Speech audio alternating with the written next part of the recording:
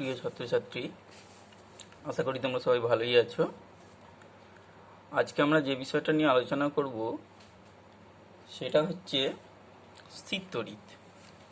তোমাদের দেখবে ইউনিট 1-এর স্থির তড়িৎ বিষয়টা আছে। তা এই বিষয়টা কতগুলো ভাগে ভাগ করা রয়েছে, স্থির তড়িতে কতগুলো চ্যাপ্টার ভাগ করা রয়েছে। যার প্রথম চ্যাপ্টারটা রয়েছে স্থির তড়িতের প্রাথমিক ঘটনাবলী। তা স্থির তড়িতের প্রাথমিক ঘটনাবলী, এখন এই চ্যাপ্টারটা সম্পর্কে আমাদের একটু আইডিয়া নিতেই হবে। স্থির তড়িতের পরবর্তী অধ্যায়গুলো পড়াশোনা করতে গেলে আমাদের এই চ্যাপ্টারটা সম্পর্কে একটা প্রাথমিক ধারণা বা জ্ঞান আগে থেকে আমাদের অর্জন করে রাখতেই হবে। স্থির তড়িতের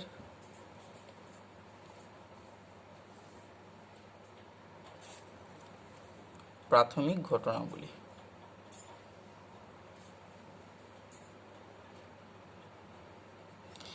এই চ্যাপ্টারটা আমাদের একটু বুঝে নিতে হবে। তা এই চ্যাপ্টারটা শুরু করার আগে তোমাদের কিছু পূর্ব জ্ঞান সম্পর্কে একটু আলোচনা করি, যেগুলো তোমরা অলরেডি আগে থেকেই জেনে রেখেছো। সেগুলো হচ্ছে,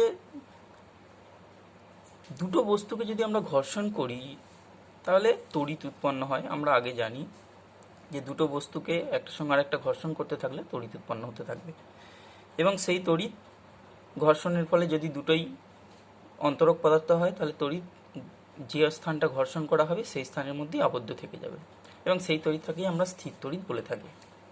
তাহলে স্থির তড়িৎ কাকে বলে একটু আমরা লিখে নেব ব্যাপারটা কি, যে স্থির তড়িৎ কি।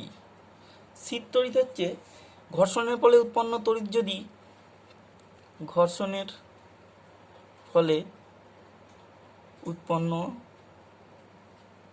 তড়িৎ যদি বস্তুর উৎপত্তি স্থলেই আবদ্ধ থাকে তাহলে সেই তড়িৎকে আমরা স্থির তড়িৎ বলে থাকি।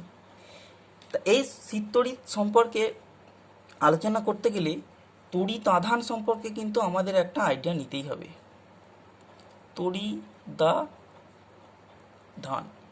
তড়িৎ-আধান ব্যাপারটা কি? তড়িৎ-আধান ব্যাপারটা হচ্ছে যে যখন দুটো বস্তুর মধ্যে ঘর্ষণ করা হয়, ঘর্ষণের ফলে বস্তুগুলো আকর্ষণ করা বা বিকর্ষণ করার ক্ষমতা লাভ করে। এই যে আকর্ষণ বা বিকর্ষণ করার ক্ষমতা, এটা তড়িৎ আধানের জন্যই হয়ে থাকে। বস্তুর মধ্যে ঘর্ষণের ফলে আকর্ষণ করার ক্ষমতাটা আসে তড়িৎ আধানের জন্য। তাহলে কি ঘর্ষণের ফলে বস্তুর মধ্যে লিখলে একটু কীরকম বোঝায়, যে ঘর্ষণের ফলে বস্তুর মধ্যে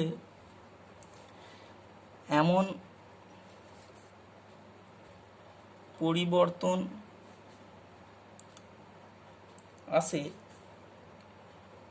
যার ফলে বস্তুটি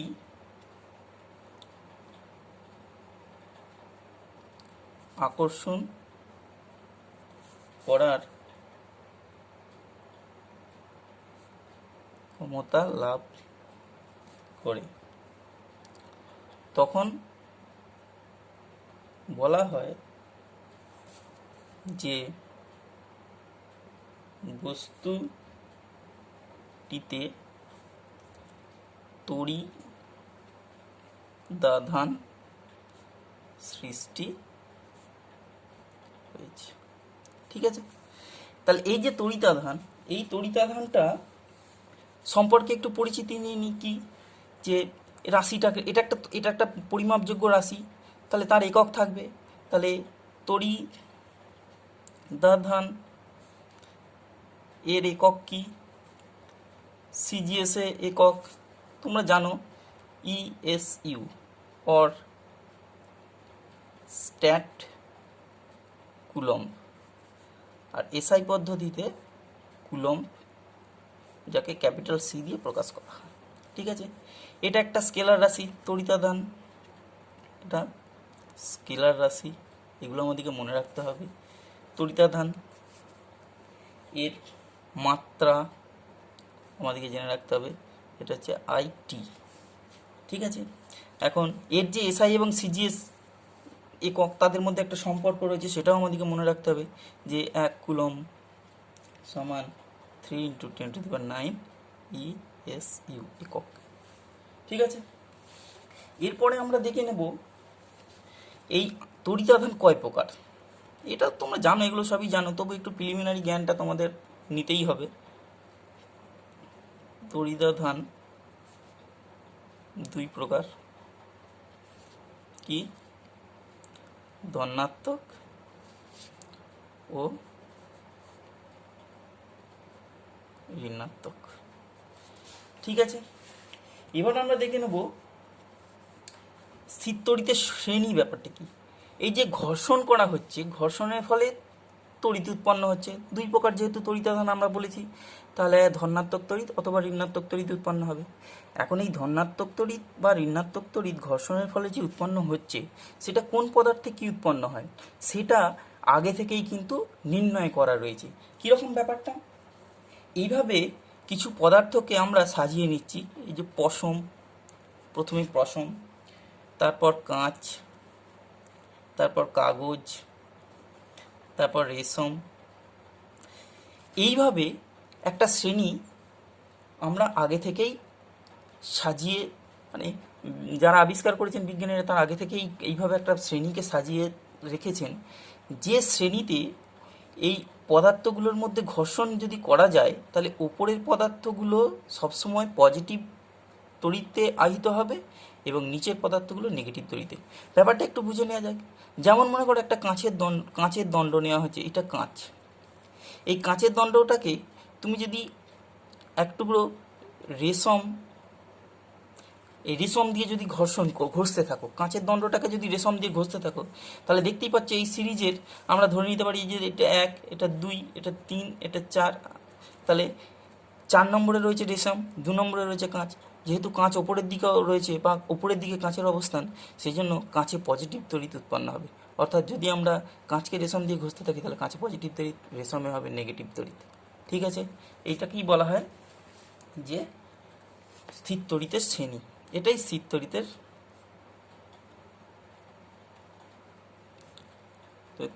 শ্রেণী বলা হয়। এই যে এই ব্যাপারটা আরও রয়েছে, আমরা এখানে, তোমরা একটু বইয়ে ওটা দেখে নেবে, সেই শ্রেণীটা একটু মনে রাখতে পারলে তোমাদের সুবিধা হবে। এখন আমরা দেখে নেব যে কোনো একটা বস্তুতে তড়িৎ আছে কি না সেটা জানার জন্য বিকর্ষণী তড়িৎগ্রস্ততার চূড়ান্ত প্রমাণ। বিকর্ষণী তড়িৎগ্রস্ততার চূড়ান্ত প্রমাণ। এটা একটু দেখে নেওয়া যাক কী ব্যাপারটা। মানে তোমাকে একটা পদার্থ দেওয়া হয়েছে, দিয়ে বলা হলো যে এই পদার্থটা তড়িৎগ্রস্ত কিনা তুমি বলে দাও তো। তুমি একটা পদার্থের সঙ্গে ওই পদার্থকে টাচ করালে, দেখলে আকর্ষণ করছে, তাহলে সঙ্গে সঙ্গেই তুমি হয়তো বলে দিলে যে আমাকে যে পরীক্ষাধীন পদার্থটা দিয়েছিল সেটার মধ্যে তড়িতের উপস্থিতি রয়েছে। কিন্তু আকর্ষণ থেকেই আমরা প্রথমেই কনফার্ম করে বলতে পারবো না যে ওই পদার্থটার মধ্যে তড়িৎ রয়েছে। কেন, একটু ব্যাপারটা আমি বলছি। ধরে নেওয়া যাক তোমাকে একটা পদার্থ দেওয়া রয়েছে, মনে করো এরকম একটা দণ্ড তোমাকে দিয়েছে, যেটার নামকরণ আমি করলাম এ দণ্ড। তা এই এ দণ্ডটাই পরীক্ষাধীন দণ্ড, যেটাকে আমরা পরীক্ষা করে দেখব যে এর মধ্যে তড়িৎ আছে কি না। সেই জন্য আমরা কি করব, আগে থেকেই আহিত করা একটা দণ্ডের, ধরে নেওয়া যাক আগে থেকে পজিটিভ তড়িতে আহিত করা একটা বি দণ্ডের কাছে আমি এ দণ্ডটাকে নিয়ে গেলাম। তা বি দণ্ডর কাছে এ দণ্ডটাকে নিয়ে যাওয়া, প্রথমেই যদি দেখি যে এ দণ্ডটাকে আকর্ষণ করছে বি দণ্ড, তাহলে কিন্তু প্রথমেই বলে দিতে পারবো না যে এ দণ্ডটা তড়িৎগ্রস্ত। কারণ কোনো তড়িৎগ্রস্ত, এই যে বি দণ্ড যেটা তড়িৎগ্রস্ত হয়ে রয়েছে, তা বি দণ্ড তড়িৎগ্রস্ত থাকার ফলে সে বিপরীত তড়িৎ ধর্ম বিশিষ্ট, অর্থাৎ নেগেটিভ তড়িৎ বিশিষ্ট কোনো আহিত পরিবাহীকে আকর্ষণ করতে পারে, অথবা কোনো নিস্তড়িত পদার্থকেও কিন্তু আকর্ষণ করতে পারে। তাহলে আকর্ষণ করলে দুটো ঘটনা হতে পারে। আকর্ষণ থেকে দুটি বিষয় বোঝা যায় কি, একটা হচ্ছে বিপরীত বিপরীত তড়িৎগ্রস্ত হতে পারে অথবা নিস্তড়িত হতে পারে। তাই আকর্ষণ থেকে কিন্তু এ পদার্থটার তড়িৎগ্রস্ততার সঠিক ব্যাখ্যা কিন্তু পাওয়া গেল না। তাহলে কিভাবে সঠিক ব্যাখ্যা পাওয়া যাবে? সঠিক ব্যাখ্যা তখনই পাওয়া যাবে যদি বি দণ্ডটা দ্বারা এ দণ্ডটা বিকর্ষিত হয়। একমাত্র বিকর্ষণ থেকেই বোঝা যাবে যে এ দণ্ডে বি দণ্ডের বিপরীত, একমাত্র বিকর্ষণ থেকেই বোঝা যাবে যে এ দণ্ডে বি দণ্ডের সম আধান উপস্থিত আছে। আকর্ষণ থেকে কিন্তু এ দণ্ডটার তড়িৎগ্রস্ততা সম্পর্কে সঠিক ব্যাখ্যা দেওয়া যাবে না। ঠিক আছে, এবার আমরা দেখে নেব যে তড়িতের ইলেকট্রনীয় তত্ত্ব ব্যাপারটা কি। তড়িতের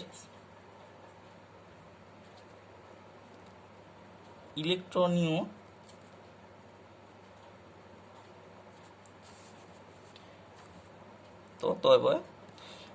তত্ত্ব ব্যাপারটা কি, সেটা হচ্ছে আমরা জানি যে প্রত্যেকটা পদার্থ নিস্তড়িত পদার্থ। নিস্তড়িত পরমাণুর মাঝখানে যে নিউক্লিয়াস রয়েছে সেই নিউক্লিয়াসে পজিটিভ তড়িৎগ্রস্ত প্রোটন থাকে এবং নিউট্রন থাকে, আর নিউক্লিয়াসকে কেন্দ্র করে বিভিন্ন যে কক্ষপথ রয়েছে সেই কক্ষপথগুলোতে ইলেকট্রনগুলো আবর্তন করে। এখন নিউক্লিয়াস থেকে প্রোটনকে কোনোভাবেই বিচ্যুত করা যায় না, একমাত্র তার পরমাণুর সর্ববহিস্থ কক্ষপথ থেকে ইলেকট্রনকে সরানো যেতে পারে। এবং পরমাণু নিউক্লিয়াস থেকে যত দূরবর্তী কক্ষপথে ইলেকট্রন থাকবে সেই ইলেকট্রনের ওপর কিন্তু কেন্দ্রের আকর্ষণ ক্ষমতাটা কম হবে, অর্থাৎ আকর্ষণ ক্ষমতা শিথিল থাকবে। তাই দূরবর্তী কক্ষপথের ইলেকট্রনগুলোকে সহজেই বিচ্যুত করে দেওয়া যেতে পারে। তাহলে কেন্দ্র থেকে যত দূরবর্তী কক্ষপথে ইলেকট্রন থাকবে সেই ইলেকট্রনের উপর কেন্দ্রের প্রভাব তত কম হবে। ফলে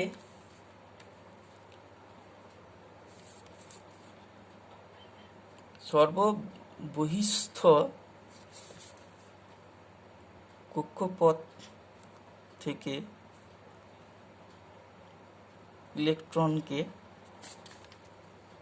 বিচ্ছিন্ন করা সুবিধাজনক হয়। ঠিক আছে, এখন এই ইলেকট্রন কোনো পদার্থ থেকে যদি ইলেকট্রনকে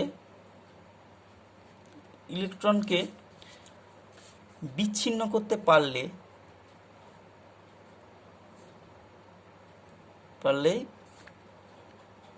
পদার্থটি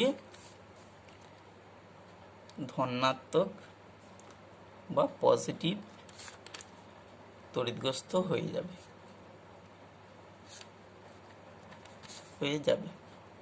কারণ প্রোটন এবং ইলেকট্রনের সংখ্যা যেহেতু সমান থাকে, তাই ইলেকট্রন যদি চলে যায় তাহলে প্রোটনের আধিক্য হয়ে যাবে, তখন পদার্থটা ধনাত্মক তড়িৎগ্রস্ত হয়ে যাবে। আর যে ইলেকট্রনগুলো বেরিয়ে গেল সেগুলো যদি অন্য কোনো পদার্থের মধ্যে প্রবেশ করে, কোনো পদার্থে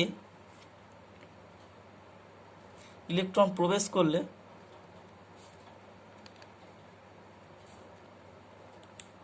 সেই পদার্থটি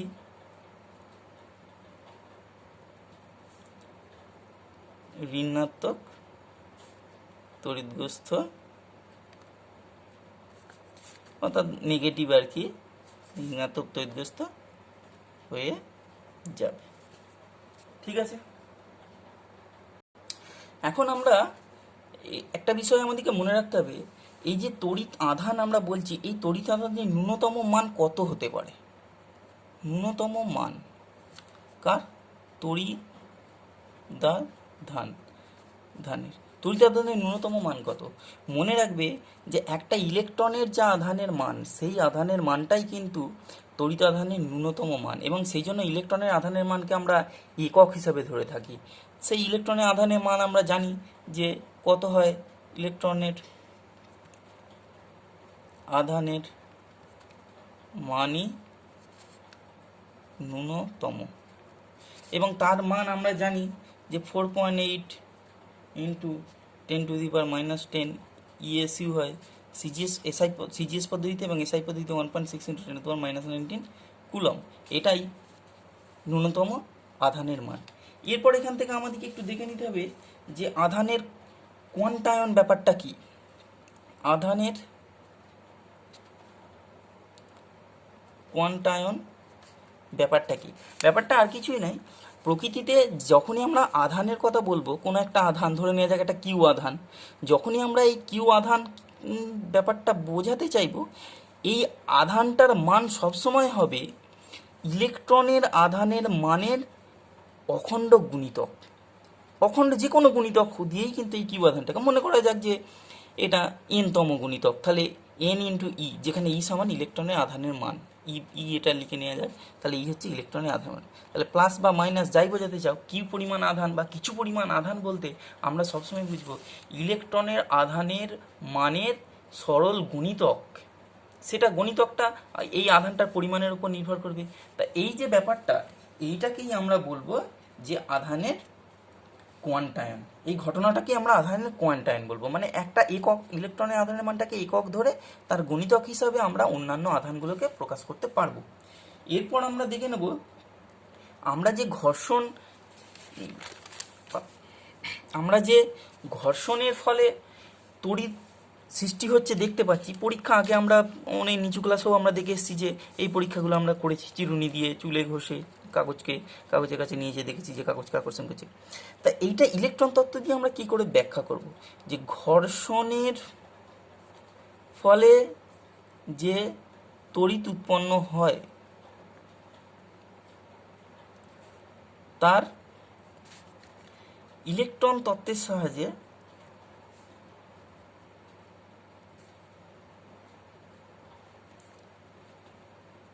ব্যাখ্যা কিভাবে করব।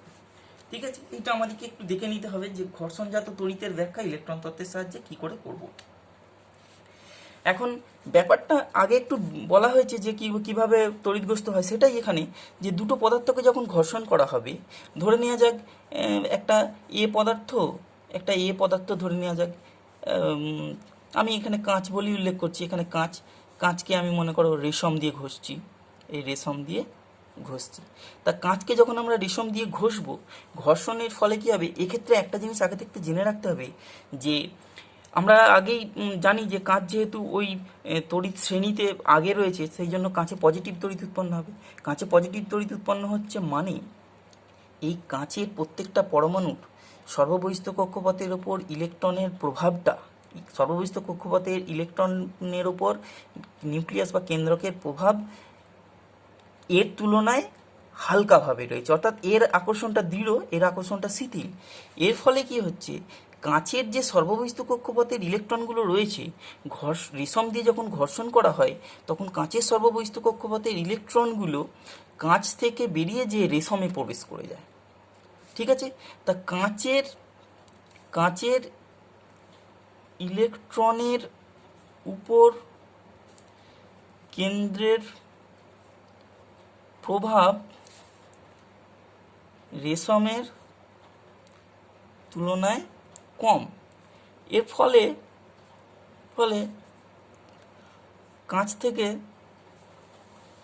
সহজেই ইলেকট্রন বের হয়ে যায় এবং কাঁচ পজিটিভ তড়িৎগ্রস্ত হয়ে যায়। যে ইলেকট্রনগুলো বের হলো, যে ইলেকট্রন নির্গত হলো, ইলেকট্রনগুলি কাঁচ থেকে বের হয়ে গেল, সেগুলি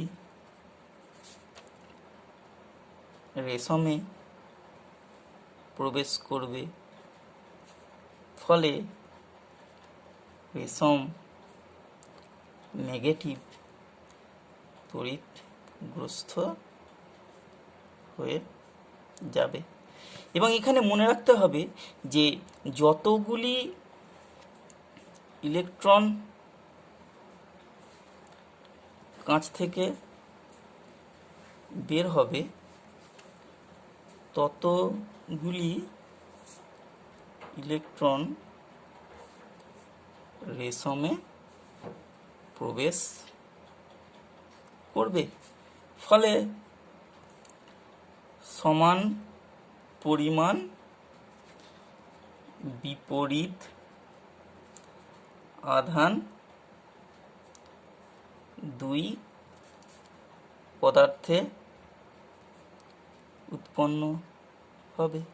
এইভাবেই ঘর্ষণের ফলে একটা পজিটিভ তড়িৎগ্রস্ত হয়ে যাবে এবং একটা নেগেটিভ তড়িৎগ্রস্ত হয়ে যাবে, অর্থাৎ এখান থেকে ইলেকট্রন এটাই চলে যাবে, এবং যতগুলো ইলেকট্রন এখানে যাবে ততগুলো এখানে পজিটিভ তড়িৎ হবে, এখানে ততগুলো নেগেটিভ তড়িৎ উৎপন্ন হবে। ঠিক আছে, ব্যাপারটা বোঝা গেল ঘর্ষণের ফলে তড়িতের ব্যাখ্যা। এবার আমরা দেখে নেব তড়িতাধানের নিত্যতা সূত্র কি। তড়িতাধানের নিত্যতা সূত্র।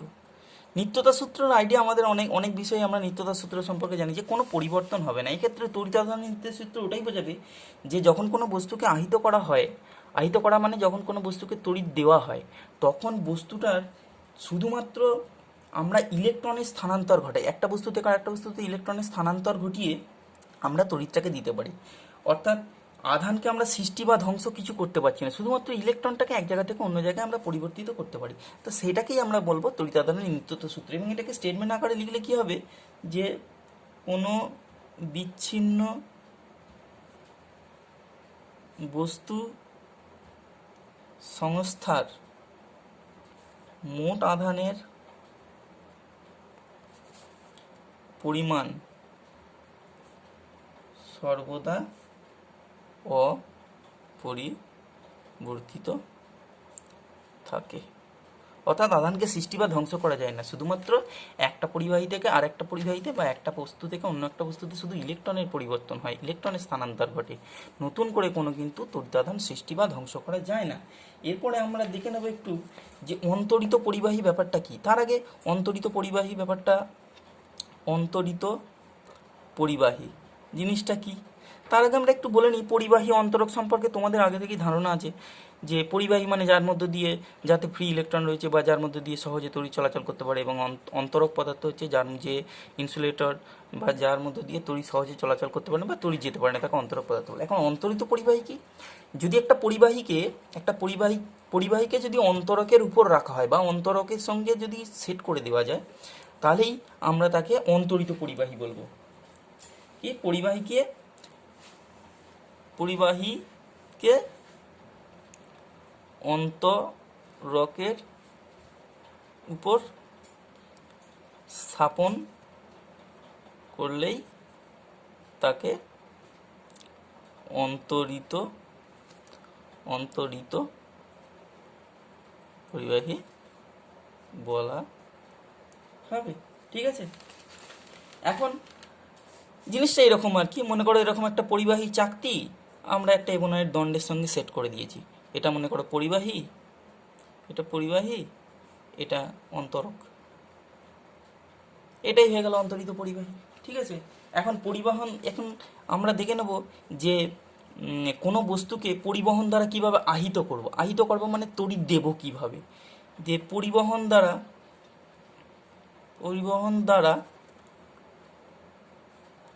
কোনো বস্তুকে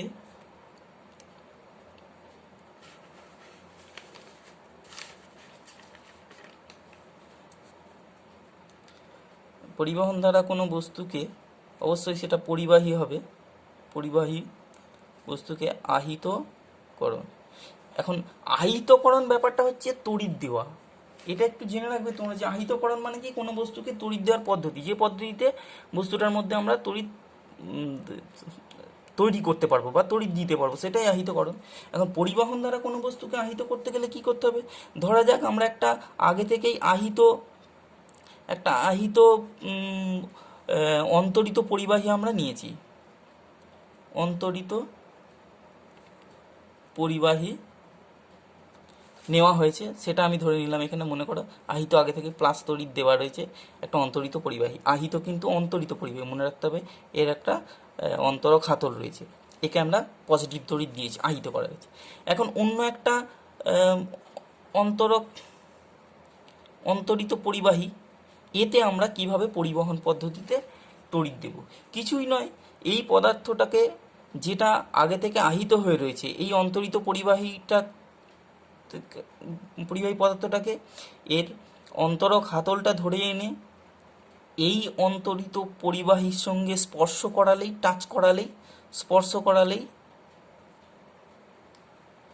করালেই এই পদার্থে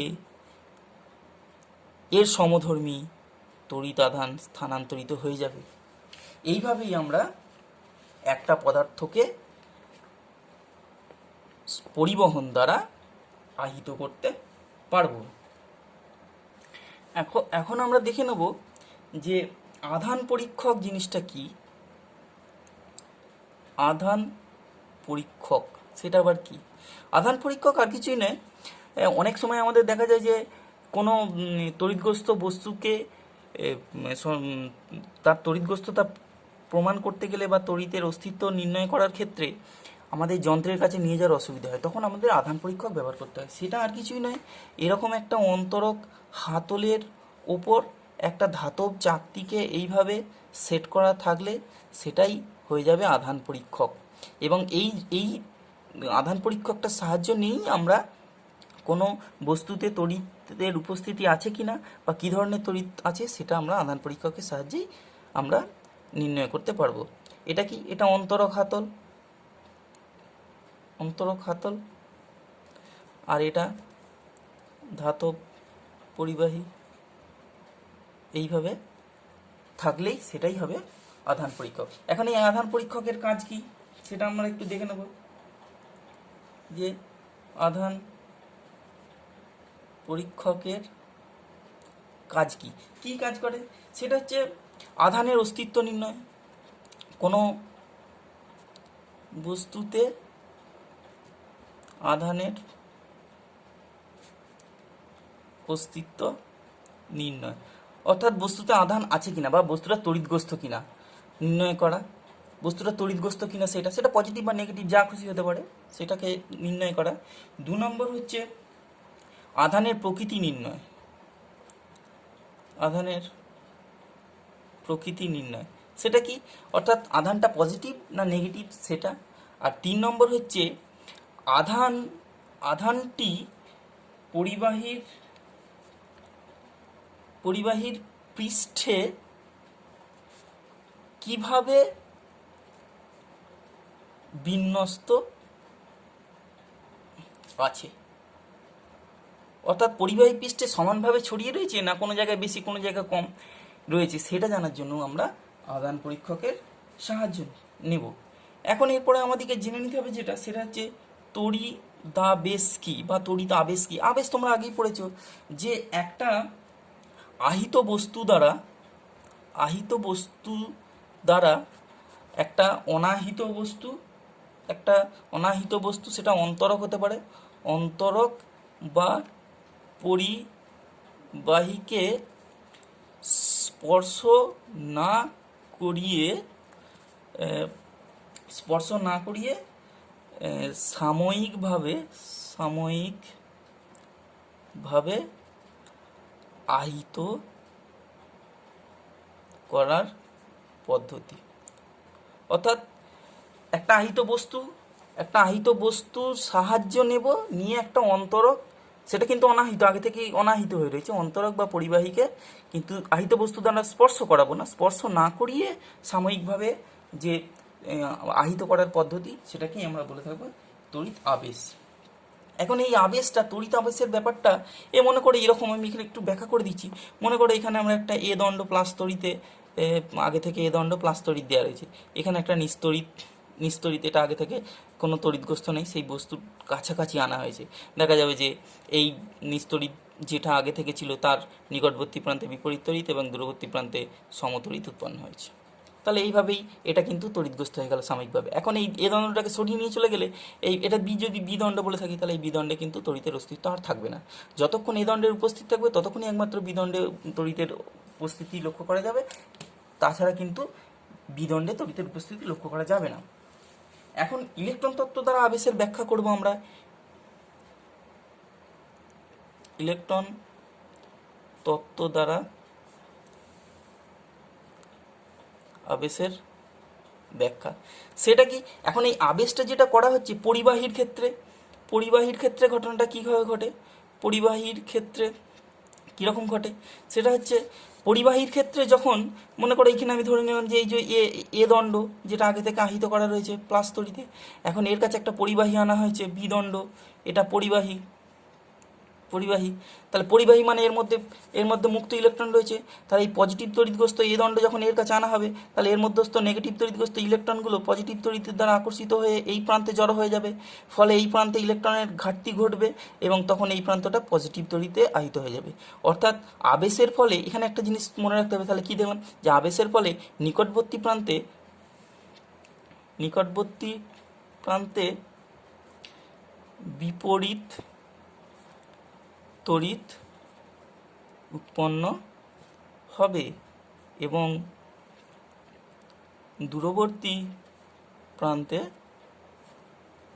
সম তড়িৎ উৎপন্ন হবে। তাহলে এইভাবে যতক্ষণ এটার উপস্থিতি থাকবে ততক্ষণ বি এর মধ্যে তড়িতের উপস্থিতি লক্ষ্য করা যাবে।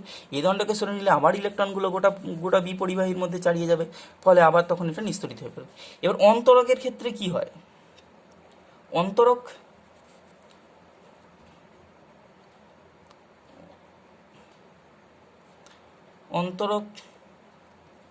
পদার্থের ক্ষেত্রে সেটা আমরা কিভাবে ব্যাখ্যা করব? অন্তরক পদার্থের ক্ষেত্রে, পরিবাহীর ক্ষেত্রে, অন্তরক পদার্থের ক্ষেত্রে। এখন অন্তরক পদার্থের ক্ষেত্রে যেটা হয় সেটা হচ্ছে যে একটা